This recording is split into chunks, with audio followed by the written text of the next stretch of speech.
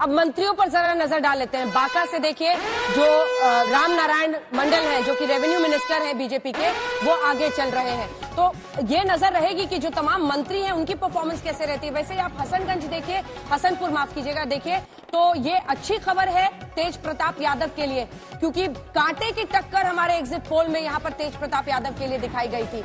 ऐसे ही तमाम सीटों पर अगर आप देखें तो महागठबंधन 31 सीटों पर अब आगे चल रहा है। 35 हो गया है आंकड़ा, 35 पहुंच चुका है। 54 सीटों के रुझान आ गए हैं और 18 पर एनडीए जबरदस्त फासला बनता हुआ दिख रहा है। 19 सीटों पर आगे, लेकिन कांग्रेस भी बहुत पीछे नहीं, 12 पर और लेफ्ट वहीं 4 पर आगे है। जब आप एनडीए को देखें तो 18 सीटों पर आगे है, जिसमें 12 पर बीजेपी और 5 पर जेडीयू।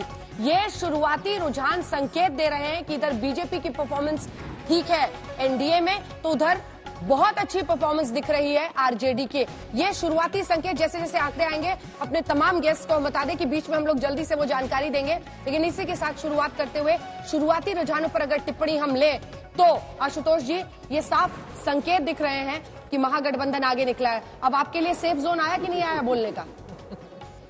अभी भी मैं कहूंगा कि देखिए, कहने को तो कोई भी कह सकता है कि इसका महागठबंधन आगे चल रहा है और एग्जिट पोल के नतीजे सही आ रहे हैं, लेकिन अभी आधे घंटे भी नहीं हुए, तो जाहिर सी बात है जो असली बैलेट है वो भी नहीं खुले हुए। ट्रेंड के लिए इंतजार करना, बिल्कुल ट्रेंड के लिए इंतजार करना चाहिए। जल्दबाजी का कोई मतलब नहीं है। 10-15 मिनट 9 बजे तक आपको बिल्कुल क्लियर हो जाएगा। ट्रेंड संजय जी, ट्रेंड अभी तक के हिसाब से? ट्रेंड तो इससे जरूर हम पकड़ सकते हैं। हम ये कह सकते हैं कि कुछ ट्रेंड उसी ओर जा रहा है जिस ओर एग्जिट पोल के अनुमान थे, लेकिन जैसा आशुतोष जी कह रहे हैं अभी सिर्फ आधे घंटे हुए हैं। कम से कम 8 से 10 घंटे की काउंटिंग होनी है, हमें कुछ और इंतजार करना है। प्रभु जी, इसमें ट्रेंड में एक चीज दिखाई देती है, एग्जिट पोल जैसा हमारा था वो ठीक निकलेगा ऐसा लगता है इससे, पर इसमें एक चीज है जो आप बार बार देख रहा हूँ मैं, कांग्रेस का स्ट्राइक रेट बहुत अच्छा लगता है। 37 में से कांग्रेस की आपने 10 से आपके सीटें बताई हैं, इसका मतलब 70 में से वो इतने स्ट्राइक रेट पे जा रहे हैं।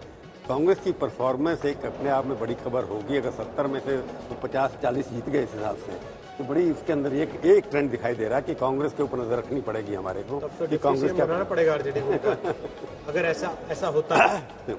रागी जी देखिए, मैं अभी ग्रामीण क्षेत्रों का ये खुला नहीं है, जब तक वो चीज़ें नहीं आ जाती है हमने फिर वही बात आकर के टिक जाती है। 2015 में 12 बजे तक लगता था कि भारतीय जनता पार्टी जीत रही है। 12 बजे के बाद उस समय स्ट्राइक रेट जो था वो जेडीयू का अच्छा था, लेकिन लालू प्रसाद यादव जी की पार्टी का स्ट्राइक रेट नहीं अच्छा था।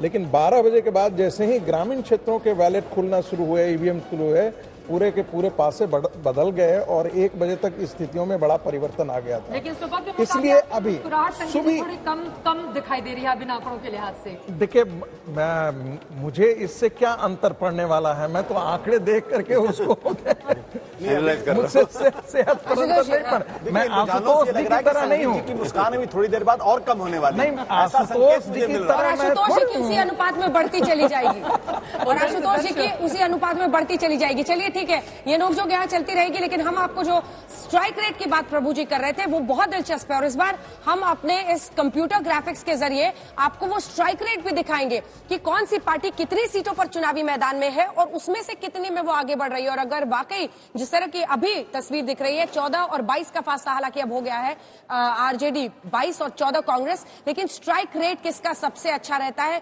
वो भी देखना दिलचस्प होगा। लगभग बराबरी की सीटों पर उधर एनडीए में दोनों लड़े हैं और वहां पर देखिए आप बीजेपी अच्छा करती हुई दिखाई दे रही है, उनकी स्ट्राइक रेट ठीक दिख रही है। लेकिन जो आप कह रहे थे कि शहरी इलाके हैं, अभी पोस्टल बैलेट्स है, थोड़ा सा ग्रामीण क्षेत्रों का, आपने शहरी इलाके कितने बना ही दिए बिहार में, जो बहुत ज्यादा का फासला आपको दिखेगा। तमाम जो ग्रामीण इलाके हैं उनके भी धीरे धीरे अब आने तस्वीर शुरू हो जाएगी, लेकिन 60 सीटों के रुझान के मुताबिक अभी तक की तस्वीर सीधे तौर पर महागठबंधन के पक्ष में जाती हुई दिखाई दे रही है। देखिए ना, 40 आउट ऑफ 60 अभी तक 40-60 में से, ये साफ बताता हुआ कि महागठबंधन की अभी तक की जो रुझानों के मुताबिक परफॉर्मेंस है उसमें ट्रेंड एक तरफा उनकी तरफ दिख रहा है और 19 पर अटका हुआ एनडीए इस वक्त आपको दिखाई दे रहा है।